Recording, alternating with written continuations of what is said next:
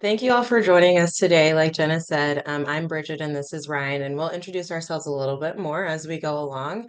But today we're going to be talking about trauma in your mental and physical self from not only the physical perspective, but also that mental, emotional, all the things. My name's Bridget. I am a pelvic PT, a childbirth educator, and a doula.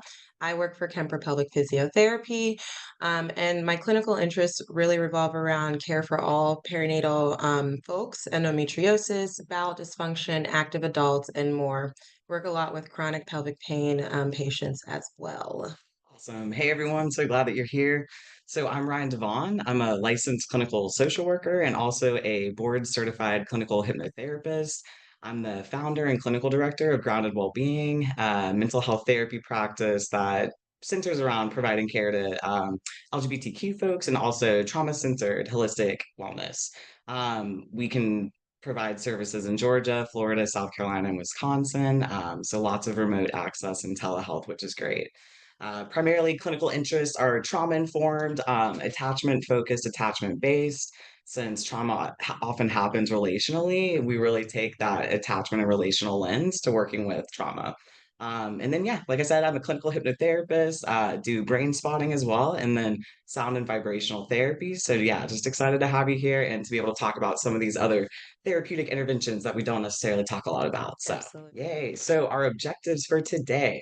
We're going to talk about the overview of trauma and then the impact on the brain and body. And I think, one of the main intentions we wanted to cover this topic was just because we often hear about trauma and how it applies to mental health, but there's so much that involves physical health as Mhm. well, and physical therapy and pelvic floor Absolutely. therapy. So, yeah, that's kind of setting the stage for today. And then we'll talk about, specific mental health therapeutic techniques as well. And then again, the sound and vibrational therapy. So, trauma defined. So trauma, we're taking this more like comprehensive definition today. It could either be a single event or it could be a series of events that the person is perceiving as life-threatening. Basically, trauma occurs, or the impact of trauma can occur anytime the brain and the body are outside of its scope of being able to cope. And so I think that definition is pretty comprehensive in that way. And then certain types of trauma could be emotional in nature. It could be psychological damage, verbal abuse, neglect, or witnessing something in that capacity that is more emotional. And then physical types of trauma could be surgeries or anytime that the body is physically damaged, injuries, things like that. And then some of the more psychological components could be like accidents, physical abuse, assault, and can the impact of them lead to like anxiety, depression, and other mental health conditions potentially. And I think the core of what we're talking about is really recognizing that all trauma is trauma. Mhm. That there's a big T trauma and a little T trauma is typically what we call it. And so the big T trauma, I think, is what most folks think of when we're thinking about trauma, which are the single type events that are very intense, very severe, but the little T trauma is just as important because it's those subtle, more everyday type events that are distressing, but not necessarily life threatening, but do still lead to that psychological distress and impact the person. So, yeah, so for today, we are considering all of it. All the things.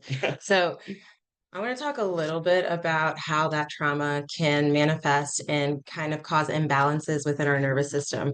So, Ryan just did a great job really setting the stage for what trauma is. And I kind of go into that a little bit more here as well. So, no matter what way you experience that trauma, how it responds within our body is that we then activate the sympathetic nervous system.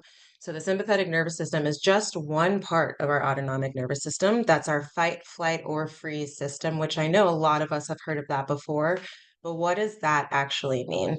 So, what happens when the sympathetic nervous system is activated is that anxiety and tension then kind of flow throughout our body, physical, mental, emotional. This will then release cortisol as a hormone. And cortisol itself is important as long as we have it at a healthy level. But when we either experience some type of severe trauma or dealing with those little t traumas that we were talking about before, oftentimes those levels of cortisol can be too high.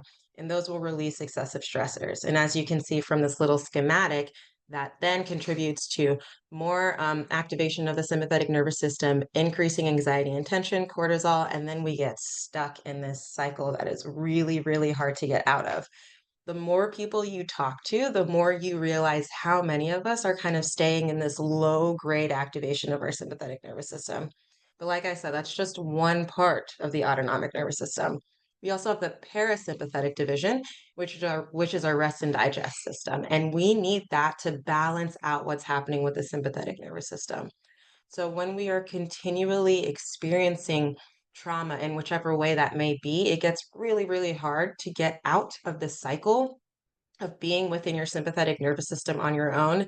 And then when it comes to the physical nature of things, your body and your muscles actually forget how to get out of that state. So a lot of times we need a little bit of help to figure out how to get out of this cycle. So a lot of what we do from within our respective scopes is identifying what kinds of things we can do to break that up for some people. And these are some of the things that happen when trauma occurs, the stress response, the sympathetic nervous system that Bridget was just talking about, the feeling of being on high alert or feeling anxious or jumpy or more easily startled. It's that fight or flight response is kicking in, which again, the body is designed to help keep us safe Hmm. and, get away from threats or danger or tigers, right? And so that is where this bodily system is intended to help us. Hmm. And sometimes when it is overly responsive or it is activated too much of the time, it can impact the body in some pretty significant ways. And so you can see that that chronic stress or the cortisol being released over time can leave folks feeling anxious or exhausted, sick. It can impact physical health as well. Um, Chronic pain, stomach aches, headaches. I mean, there's lots of ways that this can manifest in the body. And then over time, too, can lead to a weakened immune system as well. And then the emotional health impacts of trauma, which I think we hear a lot about, is mood swings, or sudden changes in emotional state, sadness, anger, worry, without like a really clear reason. And you might consider that like an emotional flashback, or when flashbacks occur, the nervous system is kicking up, and these are some of the things that are happening. And then, yeah, it can lead to sleep disturbance, insomnia, Absolutely. nightmares, lots of impacts that this can have on the brain and body. So that is the highlight and the overview. Cliff Notes version of trauma and the impacts. And so next we want to kind of dive into some of the techniques to support trauma recovery. The book written by Bessel van der Kolk is fantastic. It's called The Body Keeps the Score, but it really talks about how important it is to take a whole body approach to trauma recovery because so much of this does get stored in the body. And so, effective trauma treatment includes addressing not just the mental health or emotional impacts and aspects of it, but also the physical aspects. And research shows that, reconnecting with the body through yoga and mindfulness and other forms of physical therapy, which Bridget's going to talk more about in depth, Mhm. will help to release that stored trauma out of the body. And then the Rewire Trauma Therapy Group really talks about using a bottom up approach to trauma recovery and highlights 11 specific trauma healing therapies, which we'll get to in the next slide. Um, but really just understanding how it incorporates all of it. It's not just one aspect, but we really got to tailor and, create interventions and treatment plans that address the whole body system when we're working with Absolutely. people. Yeah. And I think that's a big reason of why it's so important for us as professionals to connect with one another. Mhm. Because I really liked hearing it come from Ryan because he was talking about how we need to approach it not just from the mental aspect, but the physical aspect. And where my mind is going is we can't just approach from the physical, but we also have to impact the mental aspect as well. And we both know that we are experts in what we do Mhm. and we're good at what we do. And we've got to find the others that can help kind Yeah. of round that out. So it's really, really important to find people who can help connect you with others that can fill those gaps because Mhm. it's so much more complex than just one thing. Exactly. Yeah, so this graphic, takes the principles behind Maslow's hierarchy of needs, basically just understanding that we really do have to take a bottom-up approach when we're navigating some of these things, and that a person's physiological needs have to be met first before we can get to the other ones that are above it. And so it's really important for us to be thinking about this, even in terms of like trauma therapy and treatment and approaching this in a very systematic, holistic way. And so, starting with those physiological needs, making sure that somebody is getting nutrition, getting sleep, healing in that way. And then we're building on by adding in yoga and, physical therapy, other somatic therapies. And then at the top, you can see that we can start to get to some of those other type talk therapy techniques Absolutely. that we hear a lot about, but it requires all of it. So, I want to talk a little bit about what we do as pelvic health therapists and why this all intertwines so beautifully together. So, the pelvis, it's the center of everything, and it's the connection point of that upper and lower body. And in therapy, we really help address issues that can show up in the pelvis, hip, groin, tailbone, low back, thighs, abdomen, any of those areas in a physical manner. Now, much of what we were talking about before, talking about how the whole body is involved, is really important for us to understand as pelvic health PTs. So, I want to talk about a study that was done in 2001, and this is a piece of patient education I give to everyone when I first meet them. So, they did a study looking at muscle activation in response to trauma, whether that was a traumatic, I want to say it was they were looking at some type of startling depiction or picture or something like that. They measured which muscles activated first, and it actually showed that the pelvic floor muscles are the first muscles to contract in response to any type of trauma. Trauma could be direct trauma to the pelvic floor in any way, shape, or form, or even something as arbitrary as I'm watching a scary movie and I got scared. And all of a sudden, my pelvic floor is contracting up and in. So, as pelvic health PTs, we'll see this physical manifestation of where trauma can be held in the body. And we see that it's not just in the pelvic floor, it is throughout the entire body. We can see where the muscle tension, the anxiety, where all of that is held. And so, it's our job to help figure out and treat the root cause and not just mask the symptoms. So, really harping on the fact that we have to come from a whole body approach. And so, within our clinic here, we really talk about that, how we're looking from head to toe. We're not just looking at the pelvis because we understand how the body works and how the body responds to certain things that can happen there. So it's really, really important to know that it's not just about the pelvic floor, but it's about everything else surrounding it as well. Yeah. All right. So now we're kind of shifting gears a little bit and Yeah, talking about energy and vibration and how this relates to sound therapy, which is one of the techniques that we utilize at Grounded Wellbeing to kind of help support folks on their recovery journey. And so I think when we're talking about this, we kind of have to take a step back first and understand how, even if we can't see it or feel it, that there is a level of energy and vibration absolutely. within Yeah. everything, whether that's our human bodies or plants or cars. Some of these things I think are a little bit more tangible. And we have a cool video to show y'all here in a little bit that really describes it very well. But these vibrations are constantly moving, and it's moving within our body, it's moving in the world. I don't know about y'all, but if you walk into a room and like an argument has just happened, like you can feel You it. can feel that. I mean, Yeah. you can feel the tension, even though we may not be able to see it, like it's Yeah. already happened, it's already passed. I think that's a good example of, kind of describing what we're talking about. And we can feel when things are in harmony or in Yeah. disharmony. Is that a Yeah. word? I think that's right. Um, I'll go with it. Yeah, that works. when things are harmonious or Yeah. not. And so same thing, our bodies experience that same thing too. When the body is in a state of harmony, things are flowing, things are Hmm. moving easily. We can feel that. We know when we're having a rough day or we're Yeah. having an off day or we're feeling sick or something's not working right. So I think those are, kind of some of the ways to understand this. Um, and these imbalances do manifest as physical ailments. They can manifest as emotional distress, or even mental health issues. And I think, too, another good example is thinking about like a music instrument. When it is tuned to the right frequency, Mm. it plays the way it's supposed to, it's functioning the way that it's supposed to. And so we got to make sure that our bodies are also aligned energetically and functioning in a harmonious way so that we can make sure that we are, yeah, doing the best that we can for our well-being. Um, when vibrations or I guess energy in the body is off, or it is out of balance, this state of dis-ease can occur, which I think is something that Bridget was just talking about of like even if it's not necessarily the part that you're working with, you can still see how the body is impacted by various levels of trauma, emotional distress, things like that. And we want to incorporate all of these techniques in order to help get that body back into a state of alignment.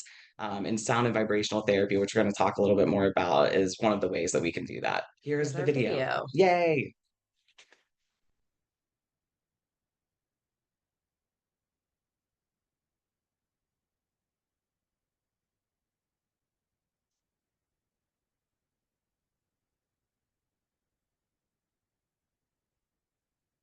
So the Is the volume may sound not be playing? working, but that's okay. Okay.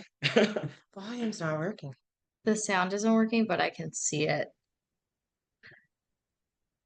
So it is playing the different frequencies and the different sounds, and then you can see that the salt is then moving into the different geometric patterns depending on the hertz or the Right. frequency of what they're playing.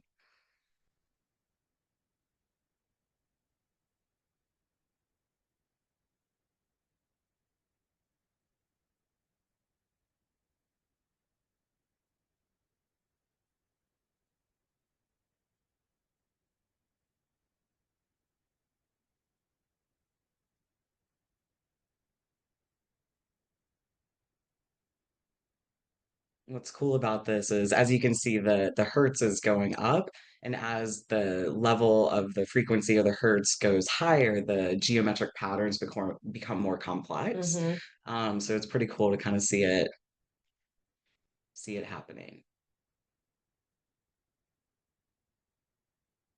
Yeah, it's very cool. And it really speaks to that how something that has a physical nature to it is responding to the vibrations, right? So, I mean, replace salt with our bodies, Mhm. and then it's like, oh, maybe we can have those kinds of responses in this physical state in the same way. Yeah. Yeah, perfect. Yeah. So, like the experiment showed, the energy and vibrations, they're not just abstract concepts, even though Hmm. most of the time we can't see them. We can see that they do have a real physical impact. And just like the salt changes shape, our bodies and minds react to the vibrations and energy that we experience too. So, you already said that. Yeah, yeah, and we'll say it again. Just to really take it away. Yes. Okay, so sound and vibrational therapy. I think a lot more people are talking about this. The first time that I ever experienced a sound bath or, the crystal singing bowls was probably in like 2019. Hmm. So quite a few years ago, but that was when I absolutely fell in love with it. Yeah. Because it was just so powerful. I mean, I just walked out and was like, wow, I Hmm. feel so relaxed. Like, what just happened? But it's really cool because it combines different healing sounds, different frequencies, and music with the various different instruments that are used in order to help balance some of the imbalance in the body and improve emotional and physical well-being. So each instrument is tuned to a different frequency, a different vibration, that then can correspond to the chakras, which we'll talk more about, to help create alignment. Um, and the resonance of each of the instruments actually plays off of each other in order to create some disharmony as well, because part of it is creating tones that are disharmonious in nature to help break up the energy. And then you kind of put it back together with the harmony. So Hmm. that's pretty cool and kind of how it works. But also, the brain enters a meditative deep rest state, which is pretty cool. So a lot of folks, who may struggle with meditation or feel like they can't shut off the monkey mind, Hmm. find that this technique is actually very helpful and supportive for them because the brain just naturally is accustomed to sound. It's very familiar. It's comfortable to people. We know what music is. We know how Hmm. connecting it can feel. So this is a really nice way for folks to experience that. And then, yeah, it helps the body kind of return back to a harmonious state. There's all different types of instruments that are used depending on where you go and who you see. I often use the crystal singing bowls, Tibetan singing bowls, and then other instruments like chimes, and other things that are just like very restful. I do not have a gong yet, but I do hope to have one day. So Yeah. Yes, cool. I've had incredible experiences being a participant at sound baths as well. Very moving, and I felt the exact same way. And understanding the science behind it makes it even more powerful. So I Yeah. think it's really cool that we kind of get an idea of what we're trying to do with this kind of Yeah, therapy. absolutely. Yeah. And so as you can see in the chart on the right, this kind of breaks down the different brainwave states that we have. And most of the time, we are either in gamma or beta when we're thinking. You can see the level of processing when it's like very, very fast. That is when our brain is in the most active state. And so, what's cool about this sound therapy is that it actually helps the brain go down into those theta and delta waves down at the bottom there, which you can see are, when we're in a light sleep or a meditative state or a deep relaxing state, or even a dreamless sleep. So, like very restful experiences. So that's pretty cool. And research has shown that sound therapy can alleviate symptoms of anxiety, stress, and tension in the body. And another study specifically actually found that the Tibetan singing bowls, which are made out of metal, various different types of metal, I mean, this dates back thousands of years that these things have been used, does actually help increase feelings of well-being while reducing tension and anxiety and depression. And the other thing that is very cool about this is research also shows that this is a pretty low cost, low technology way to support common mental health symptoms. And so, yeah, pretty comprehensive. Try to kind of put this all together now, right? Like, what are we going to do to help kind of promote that fluidity, down regulate the sympathetic nervous system, and hopefully help release some of that tension that we could be harboring within our body? So, we're going to incorporate yoga, the sound therapy, and then what we know about the nervous system. So, I want to talk about the chakras, kind of what Ryan touched on for a moment before, and this will really tie into what we talked about with the energy centers and vibrational therapy in earlier slides. So, chakras are places in your body where that energy or prana congregates.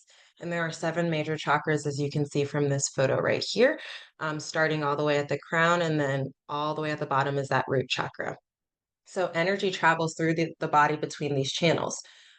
These channels are reinforced by multiple things, including our breath, meditation, exercise, eating well. So, when we're in balance within our life, then internally and kind of in this metaphysical state, we are also in balance as well. Um, and when we expand outwardly from these energy centers, our body expands to more positive things within our existence as human beings. So the goal is to have these energy centers kind of promote fluidity within each other so that we have this seamless flow between the physical state and kind of that metaphysical, emotional, mental well-being as well. So Ryan talked about this early on this in this PowerPoint, saying just as your own energy ebbs and flows due to different external forces, the chakras will also respond in a similar manner in that way. So, connecting with these energy sources, it's not about healing. Instead, it's more about creating and influencing flow between these energy centers. So, what does the research say? And I want to talk about this a little bit more too, because we already talked about how there is evidence that these energy centers are real. So I just want to talk about some other papers as well. Science has shown that there are anatomical and physiological evidence to support the presence of chakras. So anatomically, each chakra is located very closely to a major neurological plexus, meaning that there is some association with the nervous system and the 7 chakras, which is exactly what we're trying to impact.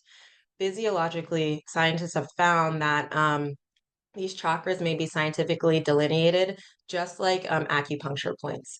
And we know acupuncture has been seen to be effective for a lot of people in different ways. They've also seen that there are radiations that are detectable at different chakra sites. And in the studies, when they are monitoring participants who have a lot of experience meditating or they're biofield practitioners, those radiations are actually higher in the compared to other people that do not have as much experience with those things. So these energy centers are real. They're present in the physical world and the physical body, and they play a role in our physical, mental, emotional, and spiritual regulation. So this is a big part of what we are kind of working this kind of therapy off of. Yeah, and super quick before we move on, Bridget, one other thing is, if this is something that's really interesting to you or you'd like to learn more about some of the connections of these and more about chakras in general, there's a really good book. I'm a social worker. I love a good resource. Yes. it's called Eastern Body, Western Mind, and Yes, it is a fantastic resource, but really does a really nice job, describing a lot of what we're talking about today. So I would absolutely. definitely encourage you to Yeah. take a look at Yeah, it. and I'll have to put in a little tidbit. That's a part of my soapbox, as well as that societally we kind of live in this bubble where it actually promotes us being in a sympathetic nervous system state Mhm. all the time when it comes to working, when it comes to going out, when it comes to interacting with other people. And so kind of trying to come out of it. We're working against a lot of things to actually be able to come out of it. So I'm a big believer in that societally, it does not align with us getting into that state of equilibrium. So, how does yoga incorporate with all of this? Connecting with movement through yoga is just one avenue to support improved connection and awareness of these energy centers. So, we've already talked about sound vibrational therapy, yoga, movement. I mentioned like mindfulness, eating healthy, exercise, those kinds of things can help as well. And so, what we're trying to do is activate those subtle centers, the chakras, into function by then having the physical centers or your body being in a state of rest or equilibrium. So, in order to activate those chakras, we've got to calm everything down physically and externally. During the practice of yoga, we can develop stillness of the body, breath, sense, and mind, which will all help us find that state of equilibrium. And then we can promote that flow between those chakra sites. So that's the goal of what the something like yoga and something like sound vibrational therapy could do for someone. So, to round that all out, we want to talk about an upcoming joint event Yay. between KPP and Grounded Wellbeing. So, we want to host a sound bath and movement session. The date will be sometime within the fall. And so, the idea is that while Ryan is playing his wonderful, amazing, you use the crystal bowls Mhm. most often. Yeah, Yeah. the crystal bowls. What I will be doing is guiding us through specific yoga poses that actually connect to certain chakra sites. So I have a few options of different poses. All of the movement part of it will be optional. A lot of it is just about you trying to achieve kind of some therapeutic balance from being able to enjoy that experience. So, Yeah. if you're interested in wanting to come to this event, please drop your email in the chat so that you can get information later on. Yeah. Yay. Anything else you Yeah. want to say about that? No, just really excited for it. I think both of these approaches or techniques are great by themselves. And Hmm. then when you combine it together, it's just like a double whammy. Yeah, It's just a really nice supportive thing. So, and absolutely. of course, with that, yeah, like Bridget said, lots of permission. You can definitely just lay there and Hmm. experience the sound and vibrational therapy, or if you want to try to do some of the movements, it's all good. Yeah, So yeah, yeah, community resources. I think, the other thing is we talked about some heavier things today. I know we shared a lot of information in a yeah. pretty short amount of time. And we're definitely here for questions too. But, just wanted to make sure that y'all felt resourced in terms of next steps forward. Of course, we would love to see you at Grounded Wellbeing, and I know y'all would love to Yes. see anyone else. But there's some other, resources here as well if you're interested in, finding a therapist or a mental health therapist. If some of the things that we talked about today really resonated for you, or maybe opened something up or activated something, definitely want to make sure that you've got the support that you need. And so at our practice, we incorporate a lot of these things, not the physical components, Hmm. but we do traditional talk therapy, family therapy, group therapy, and we also do the sound and vibrational therapy, Reiki, which is another kind of supportive technique as well, and other integrated modalities. So we're happy to help support you if you're looking for that. And then also you can check out some of these directories here, which are really great options for finding a mental health therapist too. Yeah, So. absolutely. And just understanding with that, when you've with everything you've learned today, just knowing, oh, maybe there is something that's connected with not just my mental health, but my physical body as well. And if Yeah. that's something you think could be you, give us a call and we can definitely have an initial evaluation and see if we could help you out. So these resources are super important. Getting any type of therapy can often, like Ryan said, open up some of those doors to some things we didn't realize were happening. And so having that support afterwards And if you need it, don't ever be afraid to seek it out because it can be very beneficial and really help round out the whole entire experience for you. Yay. So thank you so much for being here. We really appreciate you spending some time with us. I hope it was helpful and informative, and we're happy to answer questions and everything. Here's some QR codes for each of our practices and websites. If you want to find out more information, take a look. We'd love to hear from you. Yeah, and for any of our Atlanta folks, we are in Decatur, downtown Decatur, right next to each other. So we love being neighbors. So if anyone wants to stop by at any of our places, please do.